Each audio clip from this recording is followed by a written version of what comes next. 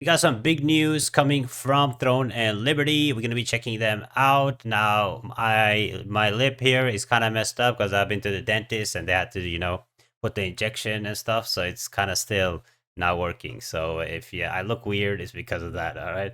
So let's just jump into this. I just notice when I'm smiling, it goes crazy. Well, let's jump into it. We have Tico yapping. I'm joking. I'm joking. I love you, Tico. Please invite me to the next creator thing. Yeah, I love Throne and Liberty. Yes, let's check it out. What's up, gamers? Welcome back to Tico Talks Throne and Liberty. My name's Tico, and I'm the Globalization Design Manager at Amazon Games for Throne and Liberty, and I'm having so much fun. Me too. Fired up to talk to y'all today. Ooh. It's incredible seeing so many new and ORBNerf incoming? returning players coming back. I'm loving how the new housing system has brought life back to Castleton and Vienta Village. I think it's a lie because people are leveling up, but I haven't bought a hot house yet, so for people that enjoy housing, good stuff. One of my favorite spots in Silesium, so let's jump into it. The response to Battlegrounds has been absolutely awesome. I'm having a blast playing in them, and I've been watching tons of videos of players experiencing them, and it's Battlegrounds are fun, don't get me wrong, but it's not fun for the Hyperboost players because you're matchmaking us with legacy servers, so we're getting one shot. But yeah, the concept is really fun, and the rewards are good too, but not that fun if you're in Hyperboost servers. It's incredible to see this content come to life the way it has. Today I want to discuss how we're approaching the Battlegrounds moving forward. This is what we need on the Battlegrounds. We need smaller teams. 24v24, 48 players takes too long to matchmake and queue. Legacy and Hyperboost cannot queue together. Just make it smaller. Make it like 12 player versus 12 or like 15v15 or something like that. 24v24, too big. As I mentioned before their launch, Battlegrounds represent a brand new mode for Throne and Liberty, and it needs time to settle into its groove. We needed to see how real players engage with this content so we can keep improving it based on actual gameplay data. I want to highlight some key areas we're seeing that we're most focused on improving over the coming weeks. First up is queue times. We launched Battlegrounds with no time restrictions for when players were eligible to queue for Battlegrounds because we wanted players to feel free to test it out at their convenience. However, we've heard your feedback loud and clear about trying to cluster players into queuing at similar times to help with both match variety and queue times. We're working to bring that solution to life as quickly as possible. I heard this before. This is going to take months, but I mean, the best fix is just make the players count smaller, to be honest. Our approach involves implementing 2 to 4 different time windows when Battlegrounds will be open for queuing. This should make sure it doesn't crash with bosses, though. Give players plenty of opportunities throughout the day to queue and enjoy the content with better wait times. We're also making a new change to help with queue times by allowing games to take place as 18 versus 18 matches. That's crazy. That's what I said before it even launched. Nah, no way. Really? You could have just asked me. I said this before it even launched. Start with 18 and then go down. Even 18v18 is too much. Here's how this will work. We'll still try to match 24 versus 24 first. But if the right grouping of players isn't available fast enough, we'll ease the requirement down to 18 versus 18. Once players enter the match, that 2-minute preparation time will continue to be used to attempt bringing the match up to 24 versus 24. If the preparation time ends before that can happen, the match will proceed at 18 versus 18 instead. Next, let's talk about matchmaking. First, I want to address that the ability for new and legacy servers to match into the same games was a bug, which will resolve on September 25th. So now we can finally play against hyper-boosted players. So thank you for reporting that issue. Second, we're working to make adjustments that improve overall matchmaking quality. We're carefully analyzing many factors like combat power, role distributions, party distributions, and more to identify where we can make tweaks that improve the quality of matches. The problem is you can't do this because if you start looking at people's combat power or ranking or whatever, the queues will be even deader. Like, that's what Battlegrounds is all about. You just put people together. There's buffs and stuff that maybe lower players can get inside. That's what I would do. If you want to matchmake, everybody can matchmake into, but lower players get like a buff boost or something like that to keep up. Yeah, that's While we will my seek to opinion. improve matchmaking, players should note that unranked matches will naturally have weaker matchmaking balance than ranked matches when they arrive later this year. I'm sorry, but I'm gonna be honest. The ranked matchmaking is gonna be very dead. Another area we're addressing is healer contribution to battleground points. This system isn't hitting the mark right now, and we're actively working on the best route to improve this. And finally, we have plenty of changes we're examining for buffs, golems, the map itself, and lots of other quality of life improvements. We'll provide more updates as we work through these changes and get them implemented in the game. I mean, it's not bad. We're getting a lot of changes to the backgrounds, which it needs, but positive Battlegrounds changes. remain in its infancy, so expect lots of changes over the coming months as we react as quickly as we can to your feedback and evolve this already fun mode that we're all enjoying into something even better. Good. Let's talk about Orb because honestly, it's so Orb needs nerf. Nerf. so fun. It's coming. I It's love coming. how it hovers Watch. above you and the uniqueness that brings to Watch. outfits. It's happening. It's been extra exciting just seeing everybody ORBNerf switching next to week. Orb, theory crafting, and working on their builds. I can't wait to see how GS Orb on top after the nerf. Watch. the meta evolves now that there's a new weapon in Silesium. It's probably my favorite part of new content releases, just seeing how the community runs with things that we didn't notice or plan for when creating the weapon. While Orb has been very fun and the reception has been great, I want to address some concerns in the community that have been circulating, specifically regarding Crucifix and Enigma. We've been carefully analyzing the performance data, and while Orb in general performs well, which we like, these two classes are going beyond the limit we're comfortable with. It's normal for there to always be a rotating meta with top performing classes as the game changes over time. But we don't want situations where it feels like one or two classes are miles ahead of the others. Right now, that's the case for Crucifix and Enigma. We will make some changes and tuning for these classes during our October 2nd patch. October 2nd. Nerf. Crossbow orb to the ground and staff orb to the ground. Let's go. To assure GS those of you who orb have up invested top. in these builds that you're still going to be strong. We'll just bring the power level down to something a bit more reasonable instead of how far ahead it currently sits. Bye bye So please Enigma keep working on and your Crucifix. builds and keep enjoying the orb. Yes, address- that's a W.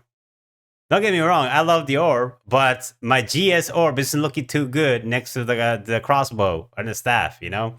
So them nerfing it, hopefully it doesn't nerf my build though. ArchBoss weapons, because we've seen lots of incorrect information spreading in the community, and it's reached a point where I think I need to speak directly to it. During a previous Tico Talks, I mentioned that we would generally maintain only 2 sets of ArchBoss weapons at a time. I also said that when the next set of ArchBoss weapons arrives, it would be the Tevent and Bellendir weapons that phase out. Okay. However, there's been some confusion about when that would happen, so I'd like to add clarity. We do not have any plans to introduce new ArchBoss weapons inside of Tier 3. So Tevent and Bellendir weapons will remain viable throughout the entire Tier 3 experience. I know what they're doing. They want people in the hype. I'm gonna be honest, guys. Okay, if you guys are mad because I'm not glazing throwing Liberty, you can be mad. But I know exactly what they're doing. They're making sure that the Hyperboost servers buy the new ArchBoss weapons, right? The Cordy and the Delulu, and then 2 or 3 months later, when they introduce Dragon Cliff, they introduce new ArchBoss weapons. Then you have to buy again, so it's double the money for them. Okay, so that's why there's not going to be new ArchBoss weapons yet. I know you can't fool me. I know. Additionally, they will receive a buff within the next few weeks to bring them up to scale for Tier 3 content. Cordy and Deluge Noah weapons will also receive a buff in the next few weeks, but it will come through the upgrading system, similar to Tevent and Bellendir. Oh my god, not an upgrade system on top. Bro, they're just milking this. I don't have ArchBoss weapons, so I don't care. But the people that have ArchBoss weapons, they're usually like gotten from the guild or they're whales, so they don't mind. They'll just pay to upgrade. Tier upgrades that we implemented several months ago. Big. DpsMeters is a topic we've discussed heavily in the past. DpsMeters? With the amount of high-end PvE and PvP content now in the game, DpsMeters can serve as a critical tool for self-improvement and optimization.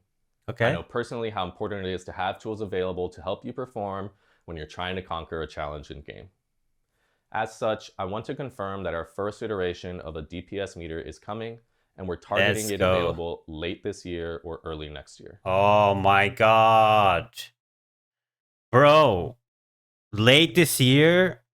It's coming in 3 months. Okay, never mind. going This to is take never a coming. This is never coming. Go next topic. incremental approach to rolling out its features, and right now we're focused on making it a tool for self-improvement first and foremost. Okay, so only on dummies. Lol. We'll share more details as we get closer and Can somebody make a third party? I don't know if it's that allowed. If it's not allowed in the TOS, then I never said it. But you know, WoW has third party DpsMeters. Our plans, so stay tuned. We're thrilled to see so many people diving into the new housing system, and we're closely monitoring both player response and the data coming in, and the engagement has been fantastic. What's really stood out to us is how perfectly housing fits as a downtime activity in your regular play routine. Housing is whatever, but can I please ask something? Can you guys please not make the battle pass 750 from now on because of housing? Can you please bring down the price to 500 Lucent again? Because 750 for a bunch of good stuff and then a bunch of housing stuff, I'm not a fan of. So can we just bring it down to 500? Thank you. Thank you. Whether you're taking a break between dungeon runs, cooling down after some intense PvP, or just looking for something relaxing to do, there's really something genuinely satisfying about crafting your personal space in Solution. Do you guys want to see a housing video? The creativity we're seeing from the community has been absolutely incredible. I've been checking out screenshots and videos of player houses, and some of these designs just blow me away. The attention to detail, the creative use of space, the theme builds, you'll never cease to amaze me, and I can't wait to see what you do once you get into the larger houses.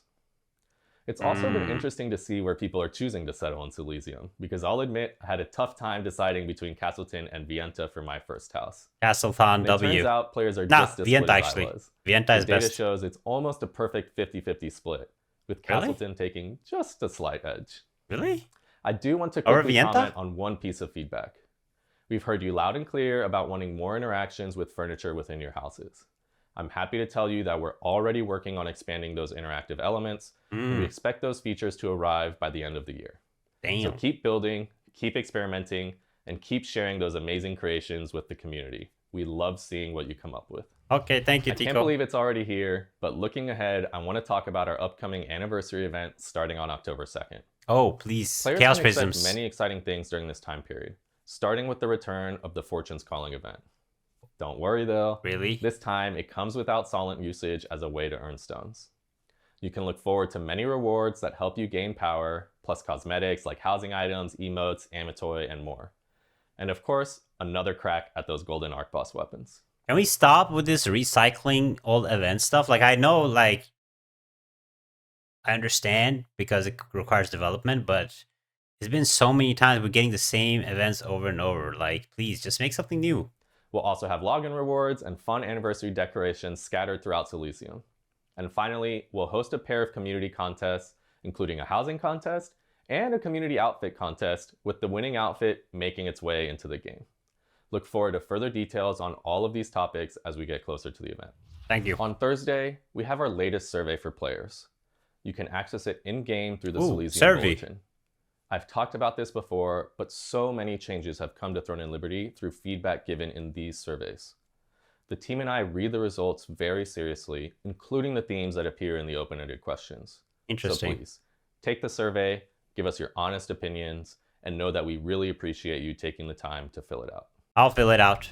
Before I wrap up, I want to thank everyone for continuing to engage with these videos and for all the feedback you provide. What are the questions? Your input drives so many of the improvements we make to Throne and Liberty, and we're committed to bringing meaningful changes based on what you tell us. Okay. So for today's community question, I want to ask you, what features would you most like to see come to housing as it What is this edit? I can't see it. Continues to grow in the future? Please like and subscribe if you want to see. What would you like to see come to housing? Being able to have the house that has the most points or looks the coolest, have the most votes, showcase in the out of the house, you know, inside the game. So everybody that runs around will see that #1 house. That's what I want in the housing. Thank you. All right, very good video. Big news. Battlegrounds W changes. Orb crossbow getting boomed, which is really nice. For the crossbow Orb enjoyers, don't be mad at me, but I'm playing GS Orb and I kind of need a buff. So that'll be a really good thing for me to catch up to that damage. But overall, good stuff. Excited to see what's coming with TNL. My face still messed up, But make sure you guys check out this video right here. Let me know what you guys think about the ORB nerf, and I'll see you guys soon.